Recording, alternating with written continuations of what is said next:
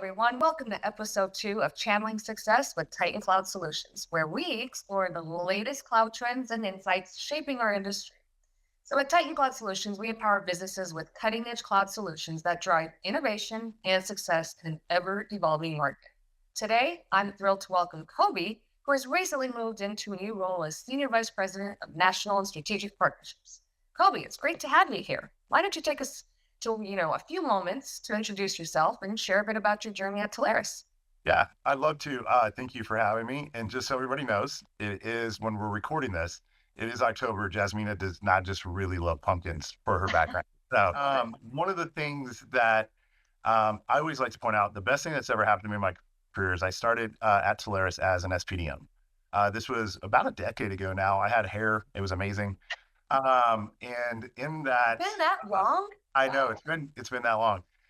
In that role, I was able to really learn a lot about our advisors and how they operate, what they need, the differences between different types of advisors, and the different complexities or strategic nature that they go to market with. And so, understanding that from the ground game has really always helped me come back to center anytime that I've changed roles or needed to understand perspective from their point of view. It's helped out a lot. So that was what I started with at Teleris, and I moved into a role that we had regional vice presidents have shifted into area vice presidents by title now. I did that for a little bit and then exited the company actually. I went to work for a large data center that I got a tremendous amount of experience, got to open up to other parts of like channel alliances and how everything operates with like OEMs and ISVs and everything like that, and how it Yeah. all figures around. But then how does it impact the TAs, right? The technology advisors. I could never get away from that. Anytime we did anything there, I was like, well, how would this impact this? Because I was just trained on that at that point. And then the opportunity to come back to Solaris as VP of Cloud, where I worked a lot with Titan and that role, and then recently shifting over to the role that I'm currently in now. That is awesome. I mean, I was just thinking about how you said it's been almost 10 years. Yeah. Um, that's how long we've almost known each other. That's crazy. I mean, because as you said, you were kind of growing with the different roles. It's interesting to watch that growth. I mean, for both of us, basically. I mean, we've gone through a lot over the years, but so again, congratulations on this new role that you're in. I want to ask, what does this role represent for you personally? And, Yeah. what does it signal about the growth and maturity of Teleris and the channel as a whole? Yeah, kind of what I alluded to with the SPDM role. As you start to go through, you recognize that different TAs need different type of support, and they require different type of alignment within the ecosystem that Teleris sits in. And so, as we've known that and studied it more, this is really just another evolution to align to support our TAs better, both giving our ability to focus on non-nationals and be more strategic with them and allowing more strategic with the nationals as well. So it really is a two bird one stone type of approach, and allows I remember there's one point in my career, excuse me, I'm batting a little bit of a cold. And so this one point in my career, I went from a CLEC that we had a wide variety of products. And then I moved over to another one, and it was a TW Telecom, and they said, "Hey, we sell fiber. We only do fiber deals. Go sell fiber." And I remember being like, "How am I supposed to sell this much fiber?" And it was the first time in my career where I'm like, "Okay, focus breeds results." And as you focus on something and you build the right programs, you build the right like strategy around it and alignment, results will follow. And so this is just another evolution for Teleris into a certain area of focus. And it's a challenge for me personally, much like the VP of Cloud role was. That wasn't necessarily when we first rolled that out. It wasn't necessarily the strength within Teleris with cloud and data center. And we built a really strong practice, one that I'm extremely proud of. And Chad Muckenfuss will take that torch and run with it and expand it even past where we got it to at this point. But this is another really good challenge to come in and help put together a strategy and framework, and we'll go to market. And like I said, with a lot more focus, we'll get those results we're looking for. I like that because I also hear within that response, it's building that lasting success, in the channel. And it's almost like you're looking at mentorship and a strategic approach around it, something that's really aligning with like our mission to, foster that growth for the partners overall. Cause you're literally taking that and showcasing what more you personally can do for those trusted advisors, technology advisors, but it also shows that that approach is strategic in nature. So I like that. That's really cool. Yeah, Um, to try to, to just kind of put a bow on it, try to put everybody in one or two boxes isn't ever going to work, right? And yeah.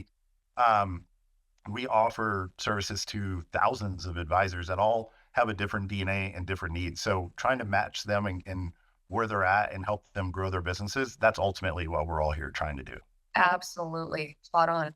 So, next question I have is, as the channel grows and the complexity of those solutions and partner ecosystems also grow, how does Teleris, or how has Teleris evolved its resources to support the agents, even the MSPs navigating this landscape? And where do you see room for the, further innovation? Yeah, I would say the best way that we've done it is we've added resources, we've added tools, we've added suppliers, right, that bring a different set of products and solutions than we've had previously. If you think about it, even let's go back to when we first started, right? Like we talked about 10 years ago, kind of the Teleris journey beginning for me.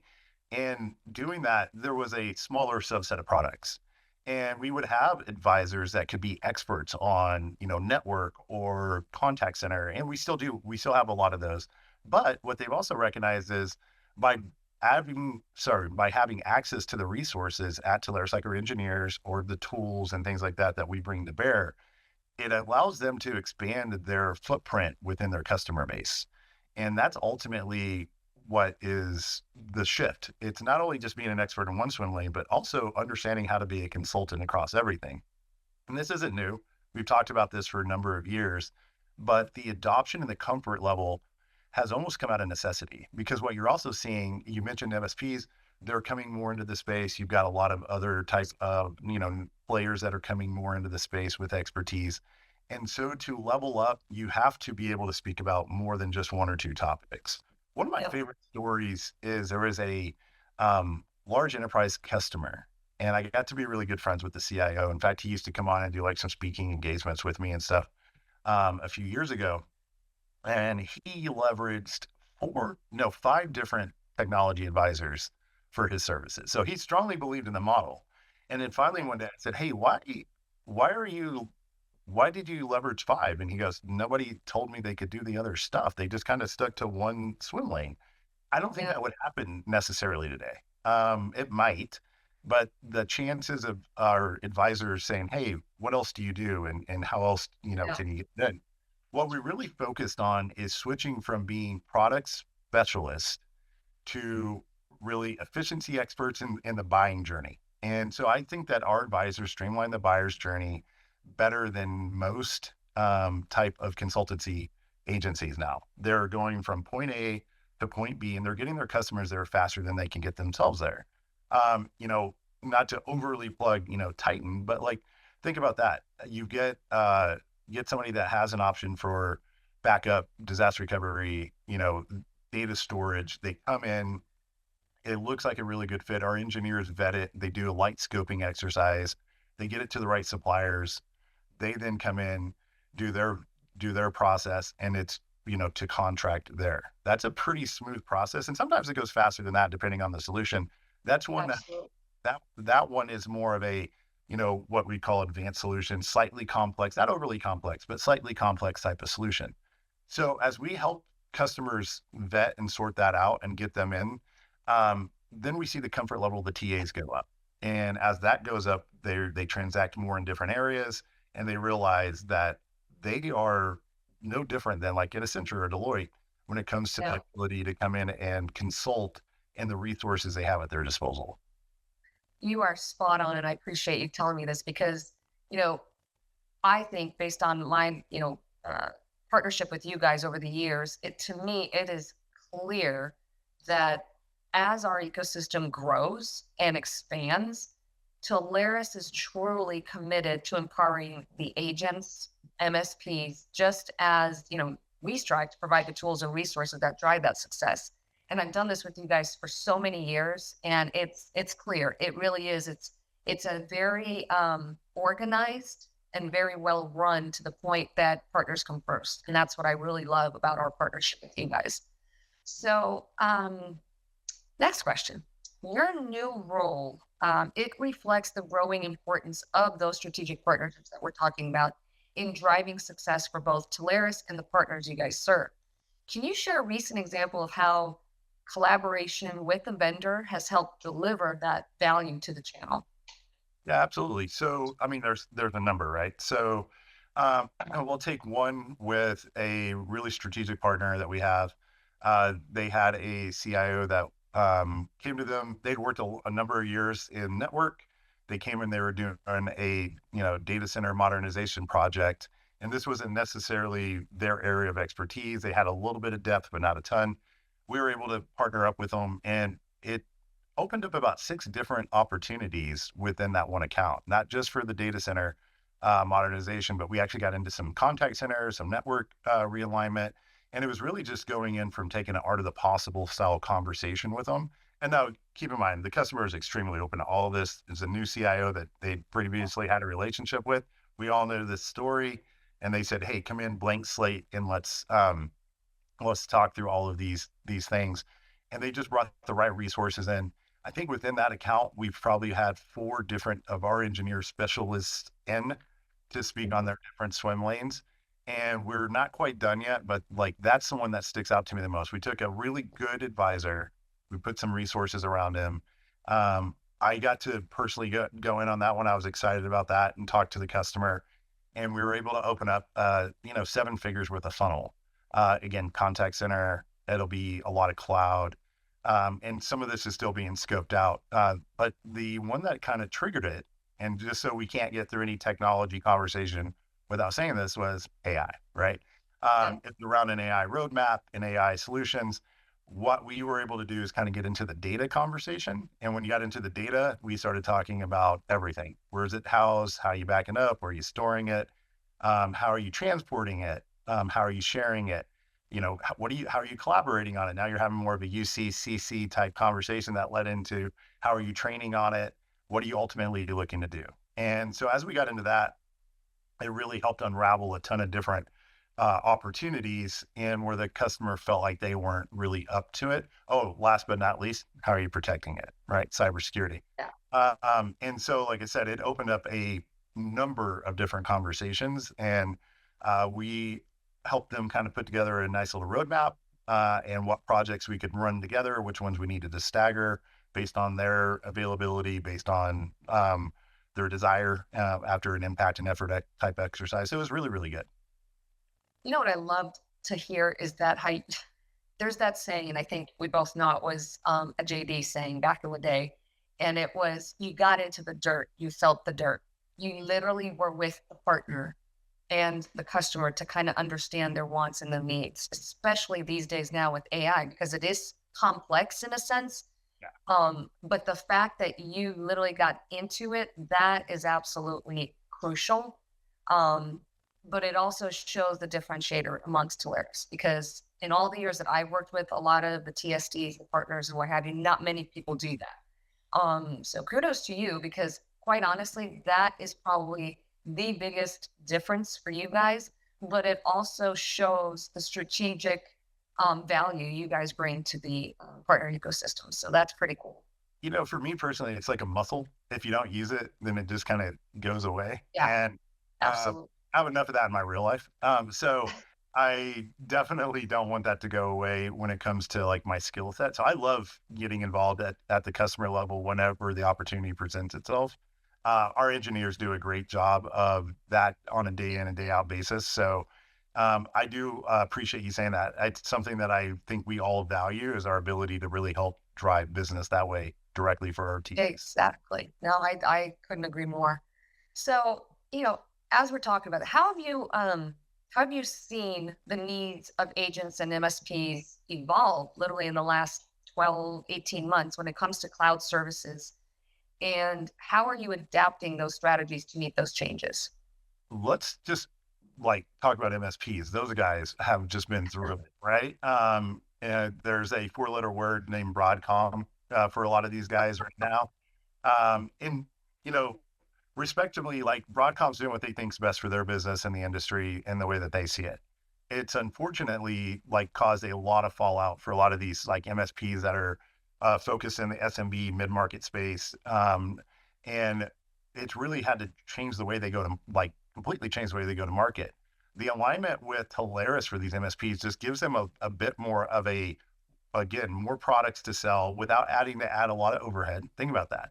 They're now able to come in and add in 400, vendors with thousands of different products and not have to add too much in overhead, if any, and then rely on the partnership. And so it's really getting them to wrap their minds around it. A lot of MSPs have been doing this for years, and we're seeing more and more come into the channel because of these changes. And they're getting, a nice margin based alignment. What we've seen is, and particularly in cloud, and we'll tell it into a little bit of cybersecurity as well, is our vendors have met them where they're at. They're creating programs that allow them to, paper certain deals and still run it through the TSD, so it limits the exposure or the tier one support and things like that. So putting together really strong alignments with those type of suppliers where it's needed. What I've seen with a lot of the MSPs though is it's a trust but verify first. Like, hey, if we Yes. bring anyone in that's gonna touch our core competency, maybe we'll focus in like network or UC and things like that. And as they get more trust and alignment, not only with the model, but with Teleris to know that they have their backing and they wouldn't let anything, hurt their core business, we see them expand more into the cloud and cyberspace. As far as like other TAs, it's really just that comfort level. We've seen a pretty good amount of growth. And it's again, the modern distribution channel, Jasmina, which is what I lovingly refer to as our channel, right? Yeah. Is really just a distribution style that the end user customers can choose to participate in or not. You have traditional distribution, TD SYNNEX, et cetera, their licenses and then services and everything that pulls down, or you have the modern distribution channel powered by the TSDs, Teleris obviously being at the forefront of that. With that conversation, as TAs have it, it's really the ability to understand we're a consumer driven channel. We're relationship based at every level. MSPs, our national partners, the traditional TAs, they're all at the core, it's a relationship engagement. And a lot of our customers are not bleeding edge because when you're bleeding edge and it's relationship based, that means you cut somebody. And sometimes that's not the best thing for a Yeah. relationship. So we're Exactly. consumer driven, and as cloud has become more consumer, like that's the way we do things. We do backup in the cloud, we do storage in the cloud, we do these type of things. We've seen an increase from our advisors. They have trained themselves, they've educated themselves, they're ready for it, and so when that opportunity arises, they're capitalizing on it. So we've seen a lot of growth, and just curiosity has now moved into production, and we couldn't be more excited about it. It's interesting when we bring up MSPs, and you and I both know over the years, it has literally shifted into a MSP ecosystem. Yes, we're still working, like you said, with the trusted advisors, the typical distribution channel, but I'm noticing more and more the MSPs are really starting to, push it. And I've noticed though, with all the other um, partnerships out there, as I'll say, you guys really have embraced the MSP model. I say that because we're working on, some things with you from that MSP model, but I see it more so that the MSPs are definitely gearing towards kind of tired of the direct consistency because there's too many commitments they have to make. And a lot of these MSPs, as we know it, are startups and they can't make commitments. They don't have the resources. They don't have the ability to go ahead and do these commitments with a lot of these suppliers. So they do go to the Teleris and go, hey, look, this is what I do. This is how I do it. I'm going to need this, this, and this. And you guys have had open arms to literally take that approach and go, you know what? We've got this. That's how you guys have shifted and evolved over the years because you're open arms to go ahead and provide those types of offerings, solutions to these MSPs, which is a huge differentiator again for you guys as a TSD going out there. So that's just my perception from what I've seen, and I love it because I enjoy working with you guys, and I think it's vital that we do that to make sure that we're on top of it with these partners as well. So Yeah, and we've seen this before, right? We saw it with like remember the PBX vendors, like oh when they all yes, started to make yes, the shift. So there's blueprints to all that. And going back to kind of the AI conversation to just throw something out of left field here, there's a pretty good blueprint for like what happened with cloud adoption early on. And we see Okay. that like at the end user level of people jumping in. So there's a lot of like history lessons that we've had in, the 20 plus years of being in this thing that we can go back to and go, hey, that looks a lot like this. This is where that tended to go off the rails a little bit. How do we prepare for that? And just understanding the business models, it helps us prepare better to help support our TA. So I appreciate the recognition on that. Absolutely. So brings me to the next question. What are the most pressing opportunities and risks in the cloud ecosystem right now? And how should partners position themselves to capitalize or even mitigate? That's a great question. So for cloud in particular, what we're seeing, the biggest risk is I'm going to go back to the edge, jumping into AI, not having a good game plan. It's like, hey, we're going to move everything to the cloud, but we never really vetted out if it makes sense Yes. to do that or not. I think a lot of companies are well past that, but now they're falling into those same traps. I always use this example of a CIO sitting there on Super Bowl Sunday, and they're watching football, and there's more AI and technology commercials than there were beer and car commercials. So Oh my imagine them like goodness, standing yes. there, and now they go into work. Their CEO, everybody else is like, "Hey, what are we doing on AI?" Because that was fresh on everybody's brain because they sat there and watched the same commercials as well. And that's just what they live day in and day out. So they have all this pressure.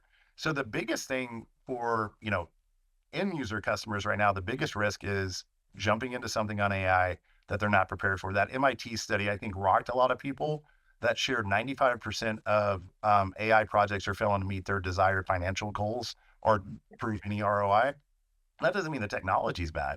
It means the game plan was bad. And that's about, I think they interviewed around 155 different executives and they had over 300 opportunities. So it was in the grand scheme of things, a pretty good snapshot, but it told the tale that I think a lot of people are afraid of. Um, this AI revolution has really, and I mean, triggered a whole nother industrial revolution. That's the biggest risk, not understanding it, jumping in, putting the cart before the horse, and not having a solid game plan. It's Exactly. also getting talked about so much that you're seeing this shored up pretty quickly. I remember going to channel partners like maybe 5, 6 years ago, and I couldn't turn a corner without hearing about SD-WAN. Uh, and I was like, man, The this big thing. brand name is like revolutionary. It doesn't even hold a candle to what's going on right now with AI. Mhm. So you have advisors who are trying to fit a need. They're they're trying to jump in there, and there's still a lot of like not clear understanding of paths for customers. And so I'd say that's the biggest risk of not just vetting it out. But the good news is the channel always responds, and the resources have really Yep.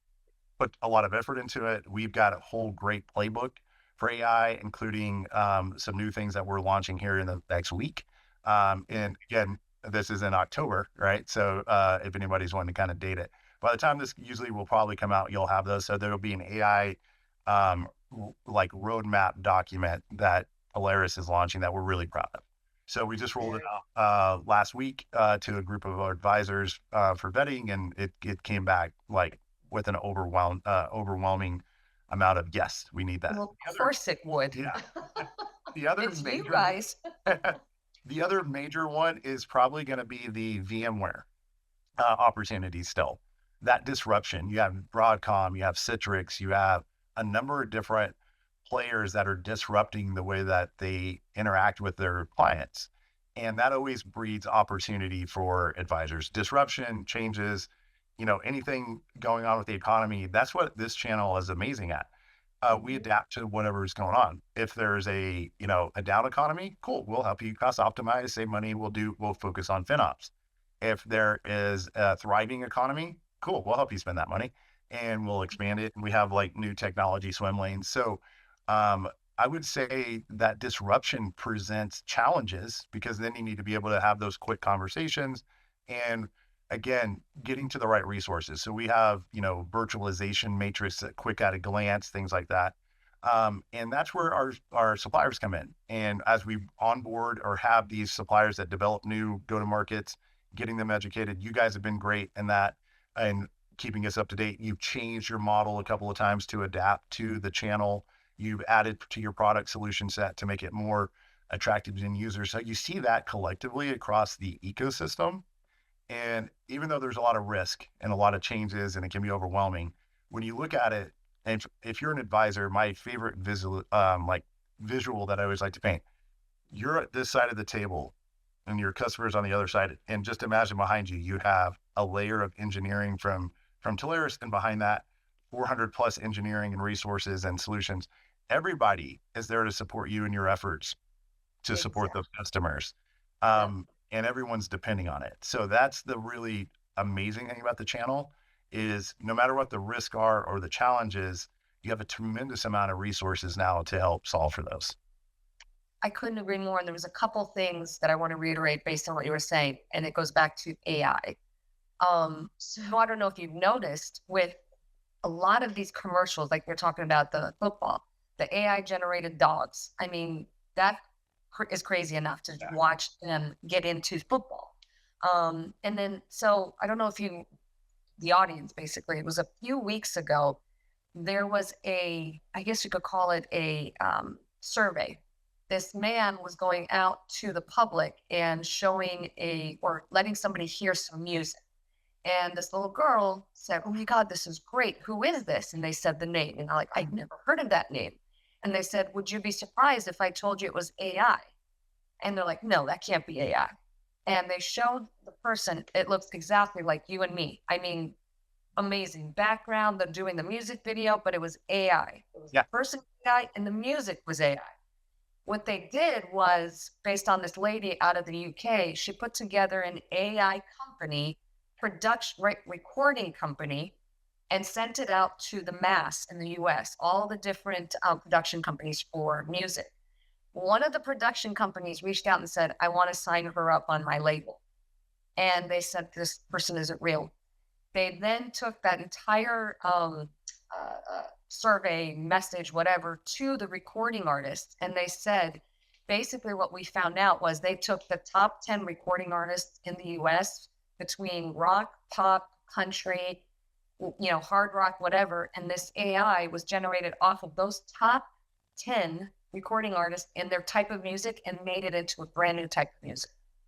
And the Yeah. recording artists were like, "This is going to take us out of business. We have to stop. AI is doing that in all of this." I was like, "This is crazy." Yeah. There's a band called Velvet Moon, I wanted to say. I don't know if that's the exact name. They came out and it was a whole band. They're like, yeah, this is actually AI, but it was after they had 1 million followers on Spotify. Unbelievable what's Oh going on. yeah. And then I have a friend of mine who is considered an AI music forensics. That's an actual job where they go and determine if it's AI generated music or if it's real.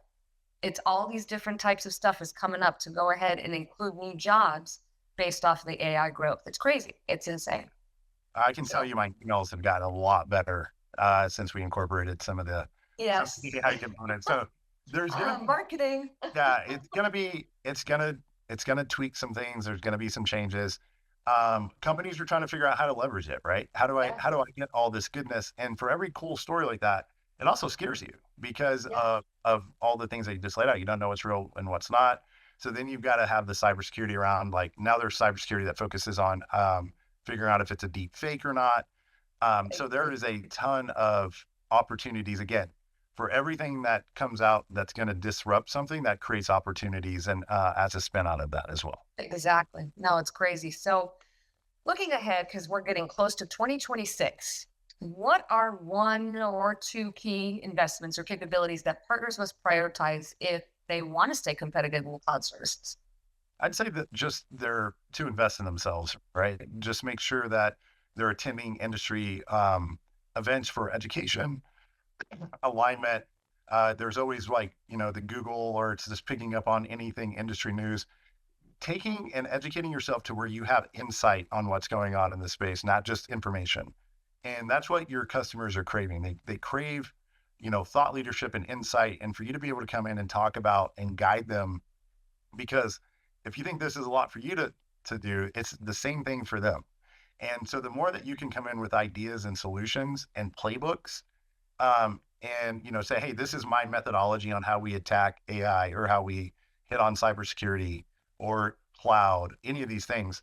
In particular, in cloud, it's going to be riding that disruption wave. It's getting them aligned to giving them options and understanding their environment. So, say we'll take the Broadcom solution, not to beat up on that too much, but hey, do we need to keep you here? But do we optimize to these new alignments? Do we get you to a new place? Do you want to go from managing yourself to handing it over? Yeah, Do you want to migrate away, and what does that look like? Giving them those options, giving them those roadmaps, and bringing those resources into those solutions is really going to be the biggest key areas of focus. Don't try to go in and get into the, as a really good advisor always says, the beep boops, right? The ones and all of that yeah, kind of stuff. Understand what the business landscape is and the impacts, have those conversations, set yourself up success that way, because it opens up a lot more doors than just going in and saying, I'm really good at backup. And, they go, because the customer goes, well, we just solved that last year. Now you're kind of out of luck. So yeah. go in and understand the business problems in the landscape and focus on those. And you'll bring the technology that will help like solve a lot of those issues for your customers. Agreed. And I would add one more thing, and it's because it's today. Make sure you always have a backup solution. Because if your primary storage provider has an outage, you might want to have a backup to do Yeah, that I too. mean, So and it's the back like that's one of the easiest ways for advisors to get it, right? Hey, what are you doing for backup? What happens? I mean, because it's really becoming a cybersecurity conversation in a lot of ways. What happens if you absolutely. get attacked? What happens if your data is held, hostage? How do you restore it? How are you getting it back? Where is it stored? And if they don't have that solution, or if it's outdated, this is a really good, easy entry point for our advisors to walk them into. And what I love about the backup conversation for advisors is the expansion into other stuff. Once they get that down, Exactly. it's a really great gateway into getting to some other products.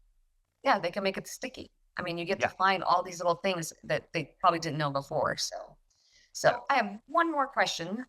Since I know the conversation's been going well. So one last question. So for agents, MSPs, and partners who are eager to grow in today's competitive landscape, what advice would you give them for building lasting success in the channel?